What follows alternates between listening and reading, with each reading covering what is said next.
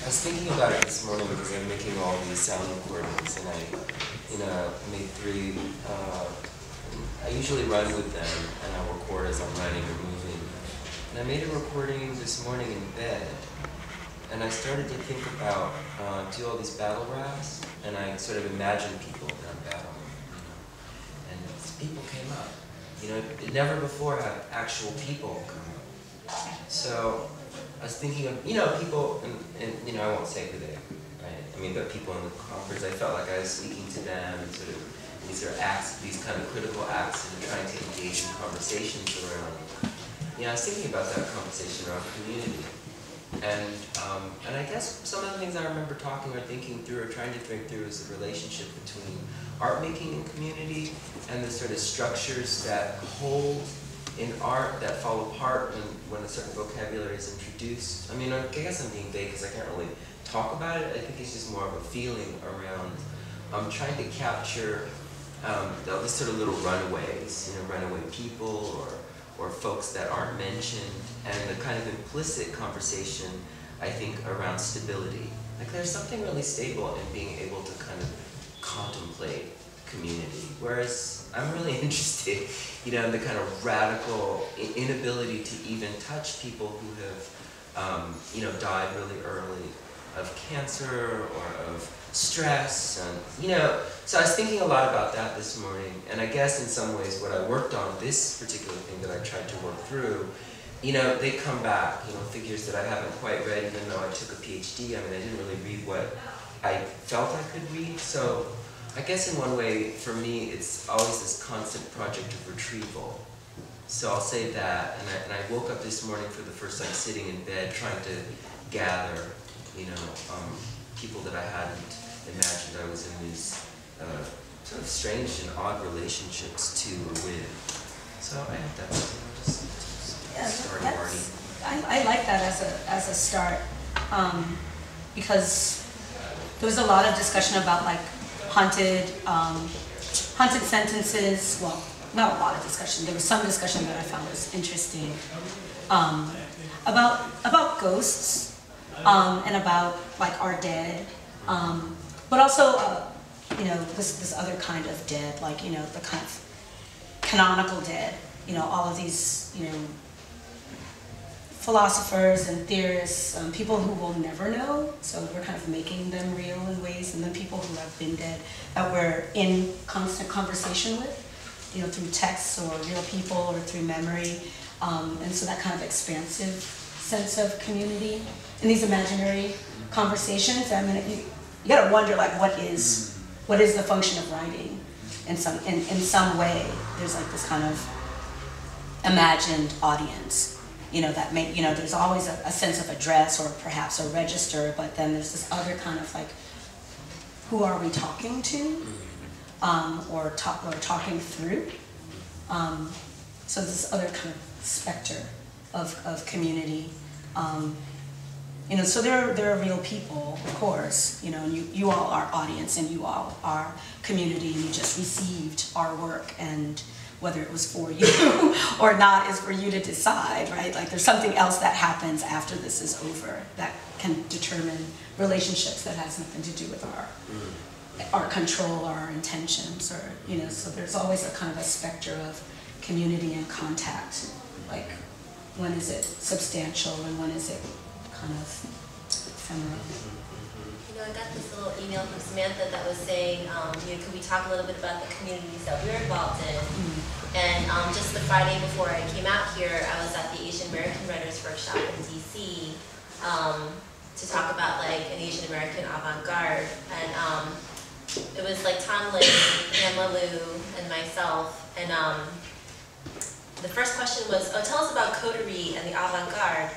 And I had to just laugh because it was the first time I'd ever met Pamela Liu. And Tom Lin, I mean, I think I've seen him once, but I've never had a conversation with him. And I was just like, what coterie? This is the first time all the 3 of us are together, even in one space. And I don't know if anyone outside of just seeing our Asian American looking names together would group us in a space together, especially because I write very explicitly about like my family's and rethinking through the things that kind of are touchstone, recognizably Asian American interests, you know, immigration, language, displacement, colonialism.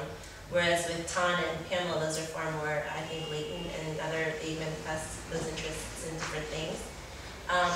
So when you're talking about these specters and ghosts, for me, and we talked a little bit about this at the conference about a futurity, and I do feel like, I feel very clearly that I think of myself as an Asian American writer, but then when I look at the actual presences of those with whom I commune and spend the most time with in my poetic engagements, I'm usually the aberrant as far as it goes to like a phenotype, you know.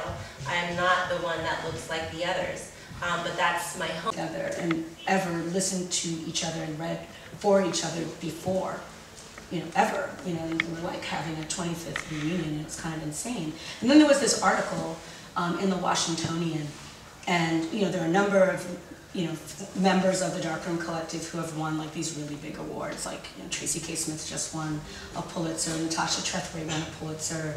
There were 3 other people that won like Whiting Awards or whatever. And so they're interviewing Tom Sayers Ellis, who's one of the founders of the collective. And, you know, so the article is quite short. And it was like one of those things, I posted it on my Facebook page before I actually read it. I was like, don't do that. And so I finally read it, but I was like, afterwards, and I was like, oh, this is a really interesting narrative, because it kind of chronicled all the award winners by their awards. So you just get their names and the awards that they've won. So it's like this kind of like, you know, testament to like achievement. And then there was me, you know. And, you know, but my work got described, and I had to be told this because I had this whole like, you know, crazy meltdown about like, what does this mean? But then like my work gets kind of, like what I actually do had to be described because there was no prize. Right? And it was like this kind of interesting, like backhanded. At first I was just like, oh, you know, I'm still kind of the baby of this group in this weird way. And then it was just like, oh, okay.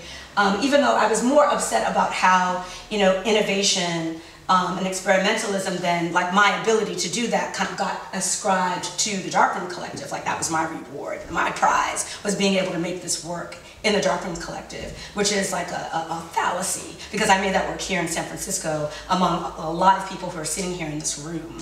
So I'm thinking like, how do I kind of craft something, but then I can't. But the other thing about that idea of coterie is, you know, it's just like, well, I'm the only prose writer of that group. And I had to be kind of named as the, you know, the hybrid, whatever writer, you know, like what I did.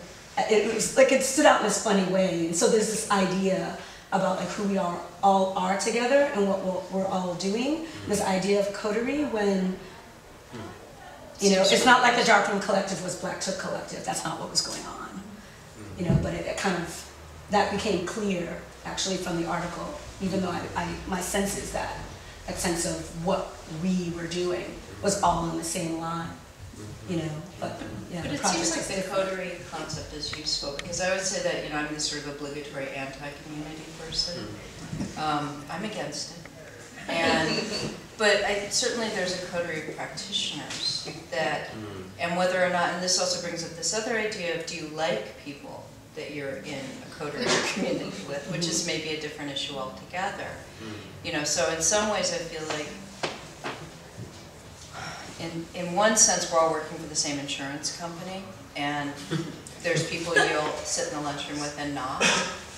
But in other, and sometimes that's actually the best analogy I can think of, that there's people who I think, I'm very interested in their work, we have a lot to talk about. When we're talking about our practice, we have absolutely nothing to talk about once we step outside that conversation. And then there's the smaller group of those people where you actually count them as friends, and you care whether they live or die on some primal level. And I think that these things, not unlike when you find someone so smart and then you realize that they are merely attractive, sometimes these things get very confusing.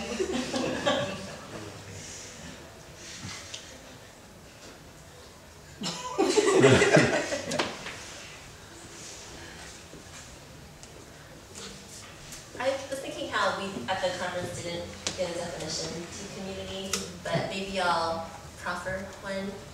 as an impulse. That's how I have to sort of, that's how I've been looking at it. Is, yeah, impulse. Shared impulse or? I don't know, I think of it as just like, it's this thing that people feel that projects them. I know, it's not a thing, it's a movement, I feel like. So what makes a community happen is this shared impulse. Like you were talking about the coterie, these practitioners. So there's this impulse towards a certain mode of production or conceiving one's work in the world. And that creates like this community, I don't know. There's also, and there's also sort of wraps around invitation too, right? This idea of, manner changes once you're pulled into a certain kind of arrangement, and with language, I think.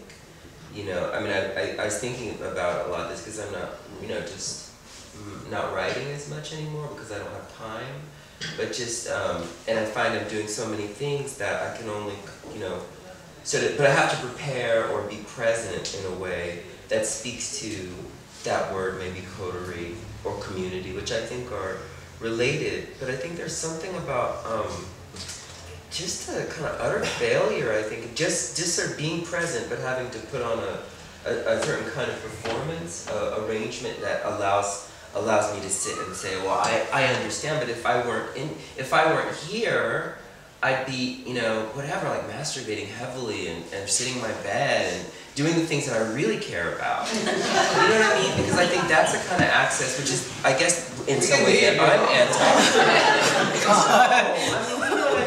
It's not like, I guess it's like that, but I wonder, like, that's the moment when I'm actually in that resin, feeling like I can then access all these things that have been radically, so maybe it is impulse, right? This kind of move towards this other place where, and I get deeper and deeper into this space of not knowing that has nothing to do with the manner, and then suddenly I clean it all up and show up, and I'm this person. But I'm so interested in that kind of, because those are the places, I think those are the places where I can actually sort of feel, an emotion around loss, or an emotion around invisibility, or I can finally get the joke that Allison was trying, like I just got it the other day about absurdity.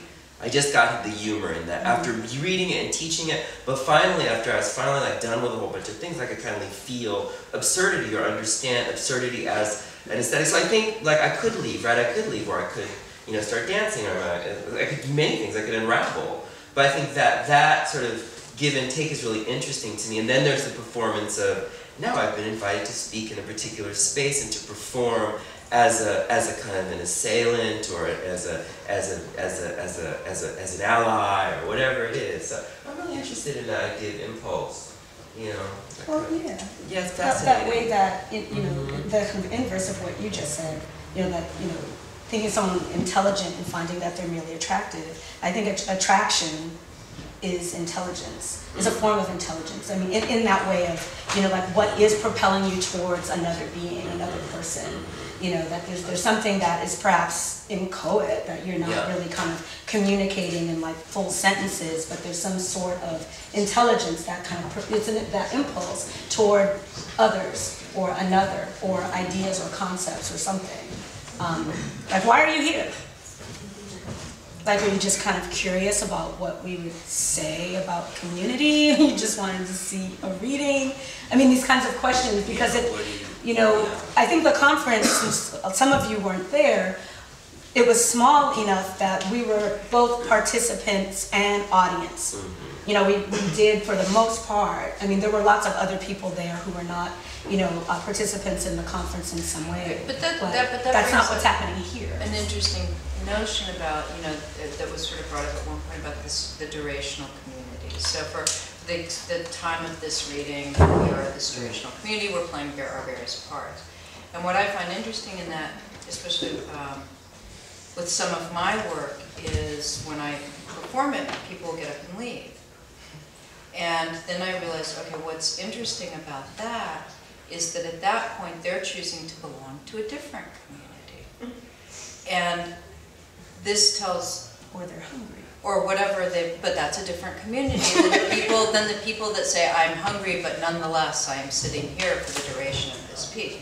And I'm fascinated in the way that all of this works in each of our narcissistic registers, where we're trying to figure out that thing about us that is the question of why am I here versus there, why am I in this room versus another room, why do I have that a register with somebody with you and not you, you know, or you know, why did Rio seem like a perfectly nice city, but I wasn't that into Stockholm? And I think that's part of that kind of constant foraging that happens so often in these things.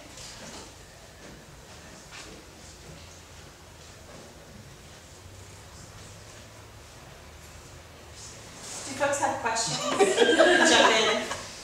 Unless you guys are about to say something. Anna looked like she might want to say something. Did I interrupt you on that? No, I said I like questions. I'm super interested in your I'm against, like, I'm anti-community. What does that mean to you? Or what is that? Can you, like, expand on that very firm stance? Part of it is contrarian, and part of it is that I'm deeply suspicious of more than one person at a time. And part of it is also, quite frankly, I practice criminal law for the defense. One kind of community is the state. My family's from the South. The South has a very bad history of community, at least on my side of things. So there's a way in which the human beings as a group tend to sort of register badly to me. And also, I'm interested in the workings of aggregates, but I'm not interested in participating as part of an aggregate. And some of that's just, I think, also temperament. I much prefer to stay outside of that and see what happens. More and more, I feel like when I give a reading, for example, it has so little to do with what I'm doing and everything to do with what's happening in the interaction between what I'm doing and the other people in the room. And so I feel like I'm simply fulfilling a function. And I'm very interested in fulfilling that function, but I'm not very interested in what I'm actually refusing. There's a group refusing. Yeah. We're Stick to it, just stick with it. Yeah. Don't give up. I mean, there's a very obvious kind of also reductive idea of what you were just saying, Vanessa, about liking to be on the out, liking to sort of, but I think that's a very common writer's temperament to be an observer, to be able to, or an artist's temperament. So it is kind of funny, like, to constitutionally not be a joiner, sort of, which I think is probably maybe true of a lot of writers, and yet have these needs, these impulses to connect, and all these human impulses to connect, and then have them somehow become important to what you're doing as a writer, which is the part that's maybe not so, you know, I find it. Well, I think everything's true and false, right? I mean, everything, one of the things that was interesting during this conference was, as soon as somebody who otherwise has a very strong pro-community stance, they belong to collectives, they are very active. As soon as you identified that as being a pro-community stance, they would immediately do a pushback. And so I think, quite frankly, that every stance holds within it its own opposition, and that's part of what people enjoy about it. I kept thinking that too, that same thing, and I kept thinking also of that SPT conference on aggression of a couple of years ago, which is basically community. It was often seen as how aggression functions within communities. And I kept trying to think, like, what are we not understanding? Like, because the minute you hear the attack on community, you want to go back to, like, the gift economy. And the minute you hear gift economy, you want to go back to it's stupid. And, like, there's just this, I don't really know. I feel like there's some issue that was loading up there. Something explain something that, yeah. It's tough. I mean, it's vexed. I've been thinking about, fitting in a lot. And it's been on this really intense job market search for years, for a long time, maybe 6 years, and you have these things, right? I mean, I'm actually making work in this way that's very particular, but there is this thing, I think, around, what happens when the arrangements of the way you're perceived or who you should be does something different than the kind of work you make, and the kinds of what you talked about earlier, being lumped into a certain kind of identity perspective for a certain use. And so, for instance, one thing that's really interesting, I was at the final stages of a job talk, and a really famous white critic who's doing work on race had asked about, we sort of maybe talked about a little bit about this, about relationship to, I mean, we can think about it in a lot of ways. Actually, I remember this morning I was thinking about the epithet a lot, and violence, and I read a lot on the violated body or whatever. I was just talking about art and lynching or whatever, but I feel this sort of not comfort with it, but I'm trained to sort of organize it in a particular way, so it's not so it fits within discursive terrain. And this very famous critic, had sort of said, well, what are your politics? Was one question, and he kept asking again, what are your politics? Where are you coming from? I don't think that, how can you, and the question was like, but you have it all wrong, where's your emotion with this? Where are you, how do you feel about this? And I said, I'm thinking about temporality and lynching and time, and I'm looking at, sort of ways in which abstraction, but I mean, what does that utterance mean when you don't fit into like, okay, well, can he be the African-Americanist? Can I sing a Woe Begone song? Can I, what I mean, am I apologetic? Never. Do I look fucked up? Rarely. And those are things that I think constitute a certain arrangement or a stance, and I think it has something how you began with this, the kind of the nodes between the Darkroom Collective and I'll say, I mean, in one way, I have we have a deeply oppositional stance Black to Collective does to many communities, including a certain kind of blackness and particular Black poets who are working and will say, should I write the essay? Should I do that? No, but I don't think about it because my colleagues Don Martin and Daryl Harris, they're on they're doing some other thing. They're sort of in the radar. I can do whatever I want, but then I don't have the security of a post. So what does it mean to kind of drift in these ambivalent spaces, but to have every kind of thing? So I'm beginning to really know. So for me, community is really thinking, how did my father survive it? And why did he go crazy? How did he let go of memory? Was it this? Did he let go to? I mean, because he's actually the happiest he's ever been, and that's a model of. For me, it's like he's like, oh, how are you? He used to just be one of these guys who was always thinking about bills and pressure and stuff, and now he's like, I don't care. And I'm like, wow, how do you get to that? I think that's the thing of when you say, why do I have such a strong stance? I think it's that as much as I'm happy serving a function, I want to pick the function. And I understand what it is when I go in for a specific purpose like this. I sit in this chair and I talk. But when it's for some other purpose, or it's not my game, it's another game. But that's the part where I'm resisting. It's true. It's like if you write the experimental stuff, you're not going to win the prize. Guess what? You don't get it all, And that's fine. You don't want to win the Pulitzer because then you're not doing experimental work. It's definitional. We understand that. So part of it for me is my goal, it's a very modest goal, is to kind of stick a fork in the works. That's all. It's only a temporary fork. It won't hold. I understand that as well. I also understand that that's an institutional function, is the fork in the works. But that's the one I'm choosing. So if I can do that, to do an analogy, as I said, I'm a criminal defense attorney. I represent sex offenders. They're not the popular people. They're not the victims. So I know I'm going to lose most of the time, and rightly so. But that's the position that I want to take in terms of that's the position that I feel gives me the most opportunity to stick a fork in the works. Which is its own cliche.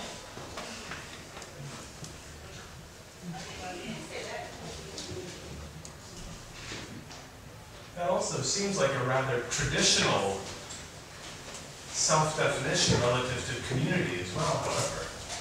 And the work that we heard this afternoon was perhaps also maybe best described as confessional in that way. And so on the one hand, yes, the privilege of the outsider that sticks a fork in, but on the other hand, the privilege of actually serving a kind of therapeutic function. Is that registering in any way?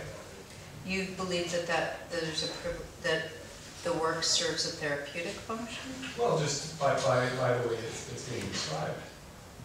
To stick a fork in the works just to fuck things up, I think it would be a different form of work. You wouldn't be invited. Possibly, I don't know. I honestly don't know. And I've had such different reactions to different pieces. It's an interesting question to me because I understand that sometimes I'm invited to upset things, and that's the institutional function I'm serving. And again, among institutional functions, I would prefer to serve that one. Yeah. I'm under no illusion that I'm actually breaking it down on someone.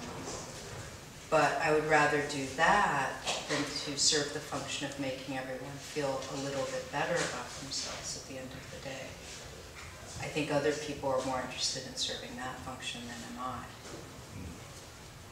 You know, just like there are people who are more interested in various situations in serving a more maternal function than am I. And I'm happy to let those people serve it. So I do think it's a little bit more case by case, so to speak. You know, I just did a reading as part of the Whitney Biennial, and the thing I read was a really graphic account of a rape and torture. And I understand that I'm invited to the Whitney Biennial, and there's an instant institutionalization that's happening. What made me happy was that 15 people from the Deutsche Bank lunch got caught in my reading. So I don't think they would have chosen to attend, but they were stuck. And sometimes, and that's maybe the most I could do. And maybe they look at poetry in some slightly different way than they did before.